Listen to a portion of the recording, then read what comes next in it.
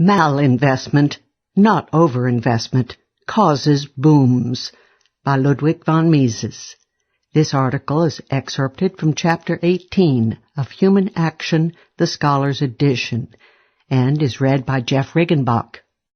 The erroneous belief that the essential feature of the boom is overinvestment and not malinvestment is due to the habit of judging conditions merely according to what is perceptible and tangible.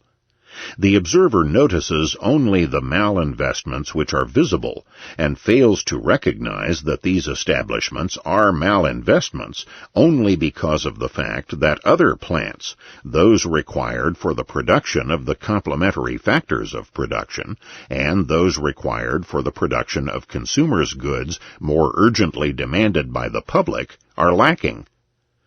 Technological conditions make it necessary to start an expansion of production by expanding first the size of the plants producing the goods of those orders which are farthest removed from the finished consumer's goods. In order to expand the production of shoes, clothes, motor cars, furniture, houses, one must begin with increasing the production of iron, steel, copper, and other such goods. In employing the supply of R plus P1 plus P2, which would suffice for the production of A plus G1 plus G2, as if it were R plus P1 plus P2 plus P3 plus P4, and would suffice for the production of A plus G1 plus G2 plus G3 plus G4, one must first engage in increasing the output of those products and structures which, for physical reasons, are first required. The whole entrepreneurial class is, as it were, in the position of a master builder whose task it is to erect a building out of a limited supply of building materials. If this man overestimates the quantity of the available supply, he drafts a plan for the execution of which the means at his disposal are not sufficient. He oversizes the groundwork and the foundations, and only discovers later in the progress of the construction that he lacks the material needed for the completion of the structure. It is obvious that our master builder's fault was not overinvestment, but an inappropriate employment of the means at his disposal. It is no less erroneous to believe that the events which resulted in the crisis amounted to an undue conversion of circulating capital into fixed capital. The individual entrepreneur, when faced with the credit stringency of the crisis, is right in regretting that he has expended too much for an expansion of his plant and for the purchase of durable equipment. He would have been in a better situation if the funds used for these purposes were still at his disposal for the current conduct of business. However, raw materials, primary commodities, half-finished manufactures, and foodstuffs are not lacking at the turning point at which the upswing turns into the depression. On the contrary, the crisis is precisely characterized by the fact that these goods are offered in such quantities as to make their prices drop sharply. The foregoing statements explain why an expansion in the production facilities and the production of the heavy industries, and in the production of durable producers' goods, is the most conspicuous mark of the boom. The editors of the Financial and Commercial Chronicles were right when, for more than 100 years, they looked upon production figures of these industries, as well as of the construction trades, as an index of business fluctuations. They were only mistaken in referring to an alleged overinvestment. Of course, the boom affects also the consumers' goods industries. They, too, invest more and expand their production capacity. However, the new plants and the new annexes added to the already existing plants are not always those for the products of which the demand of the public is most intense. They may well have agreed with the whole plan aiming at the production of R plus G1 plus G2 plus G3 plus G4. The failure of this oversized plan discloses their inappropriateness. A sharp rise in commodity prices is not always an attending phenomenon of the boom.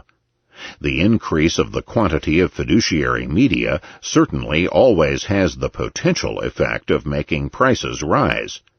But it may happen that at the same time forces operating in the opposite direction are strong enough to keep the rise in prices within narrow limits, or even to remove it entirely.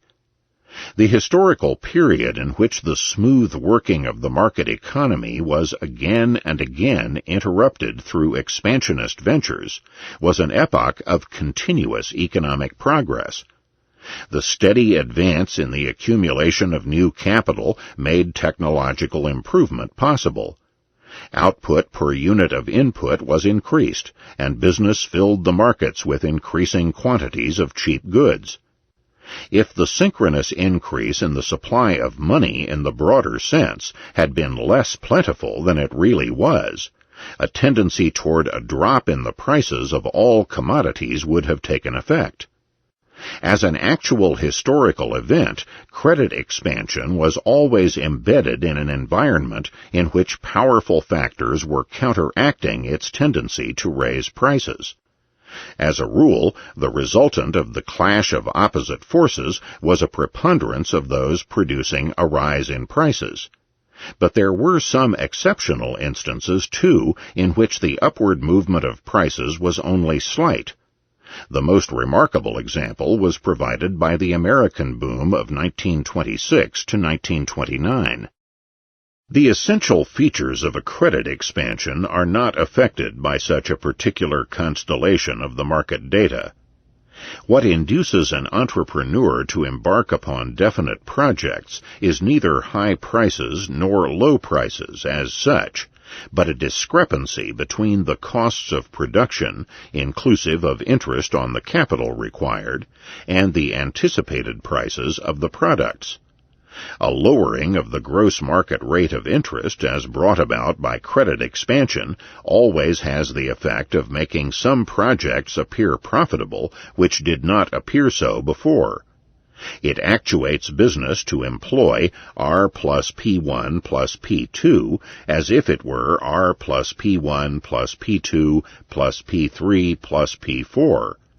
It necessarily brings about a structure of investment and production activities which is at variance with the real supply of capital goods, and must finally collapse. That sometimes the price changes involved are laid against a background of a general tendency toward a rise in purchasing power, and do not convert this tendency into its manifest opposite, but only into something which may, by and large, be called price stability, modifies merely some accessories of the process. However conditions may be, it is certain that no manipulations of the banks can provide the economic system with capital goods. What is needed for a sound expansion of production is additional capital goods, not money or fiduciary media. The boom is built on the sands of banknotes and deposits. It must collapse. The breakdown appears as soon as the banks become frightened by the accelerated pace of the boom and begin to abstain from further expansion of credit. The boom could continue only as long as the banks were ready to grant freely all those credits which business needed for the execution of its excessive projects, utterly disagreeing with the real state of the supply of factors of production and the valuations of the consumers. These illusory plans, suggested by the falsification of business calculation as brought about by the cheap money policy, can be pushed forward only if new credits can be obtained at gross market rates which are artificially lowered below the height they would reach at an unhampered loan market. It is this margin that gives them the deceptive appearance of profitability. The change in the bank's conduct does not create the crisis.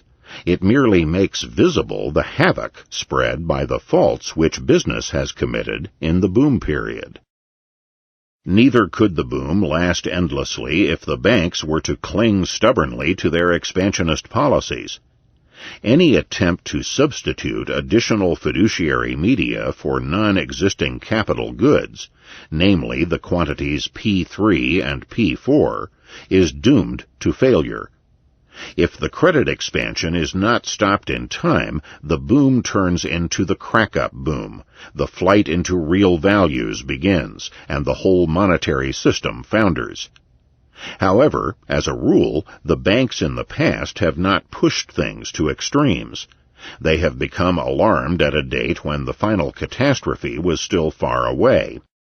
One should not fall prey to the illusion that these changes in the credit policies of the banks were caused by the bankers and the monetary authorities' insight into the unavoidable consequences of a continued credit expansion. What induced the turn in the bank's conduct was certain institutional conditions to be dealt with further below. Among the champions of economics, some private bankers were prominent. In particular, the elaboration of the early form of the theory of business fluctuations, the currency theory, was for the most part an achievement of British bankers. But the management of central banks and the conduct of the various governments' monetary policies was, as a rule, entrusted to men who did not find any fault with boundless credit expansion, and took offense at every criticism of their expansionist ventures. As soon as the afflux of additional fiduciary media comes to an end, the airy castle of the boom collapses. The entrepreneurs must restrict their activities because they lack the funds for their continuation on the exaggerated scale. Prices drop suddenly because these distressed firms try to obtain cash by throwing inventories on the market dirt cheap. Factories are closed. The continuation of construction projects in progress is halted. Workers are discharged. As, on the one hand, many firms badly need money in order to avoid bankruptcy, and, on the other hand, no firm any longer enjoys confidence, the entrepreneurial component in the gross market rate of interest jumps to an excessive height. Accidental institutional and psychological circumstances generally turn the outbreak of the crisis into a panic. The description of these awful events can be left to the historians. It is not the task of catalactic theory to depict in detail the calamities of panicky days and weeks, and to dwell upon their sometimes grotesque aspects. Economics is not interested in what is accidental and conditioned by the individual historical circumstances of each instance.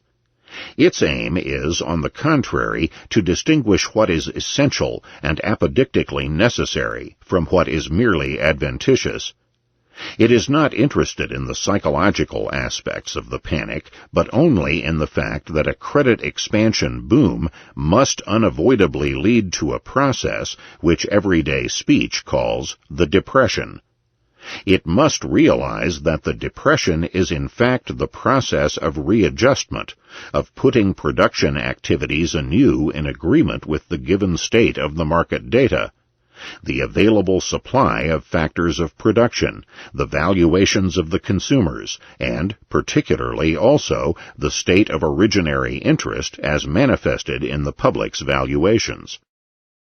These data, however, are no longer identical with those that prevailed on the eve of the expansionist process. A good many things have changed. Forced saving, and, to an even greater extent, regular voluntary saving, may have provided new capital goods, which were not totally squandered through malinvestment and overconsumption as induced by the boom. Changes in the wealth and income of various individuals and groups of individuals have been brought about by the unevenness inherent in every inflationary movement. Apart from any causal relation to the credit expansion, population may have changed with regard to figures and the characteristics of the individuals comprising them. Technological knowledge may have advanced, demand for certain goods may have been altered. The final state, to the establishment of which the market tends, is no longer the same toward which it tended before the disturbances created by the credit expansion.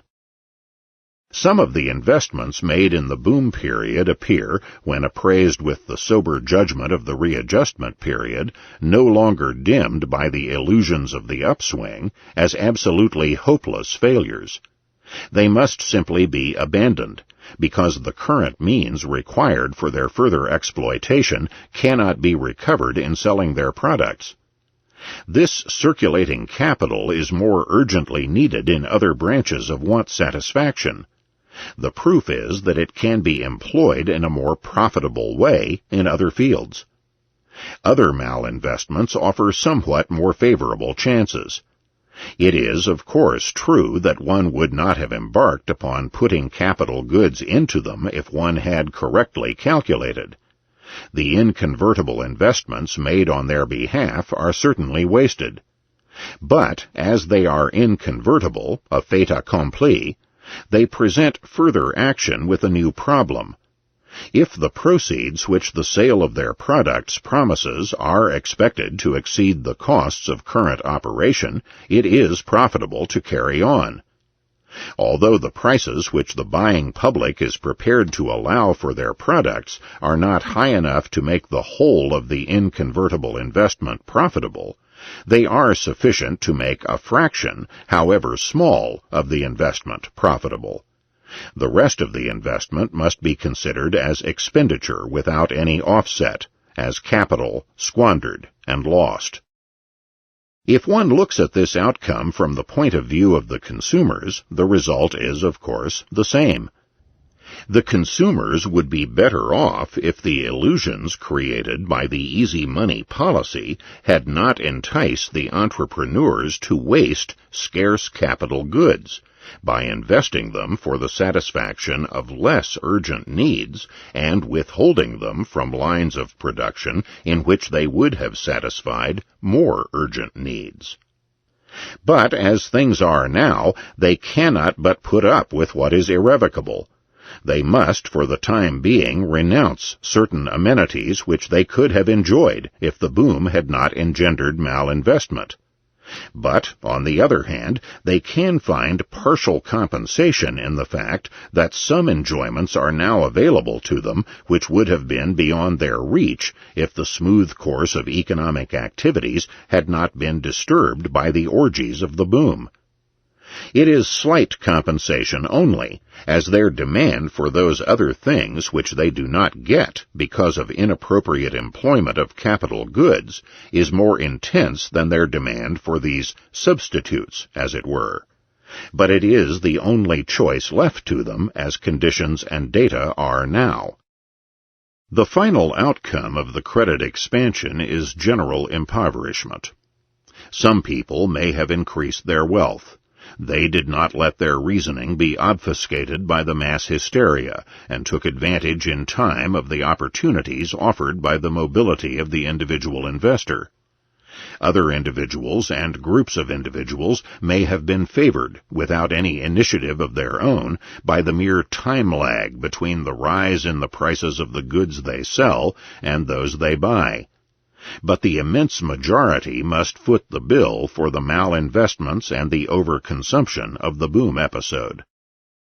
One must guard oneself against a misinterpretation of this term impoverishment.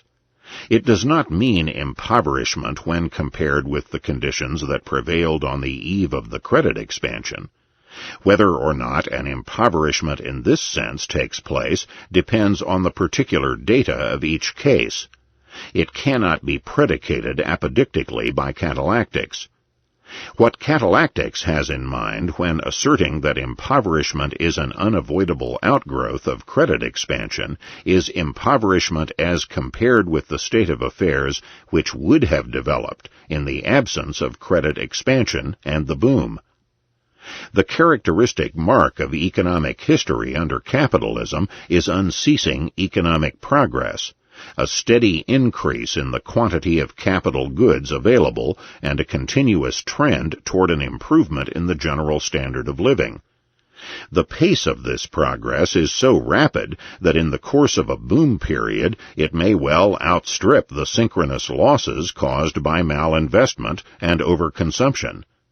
Then the economic system as a whole is more prosperous at the end of the boom than it was at its very beginning. It appears impoverished only when compared with the potentialities which existed for a still better state of satisfaction.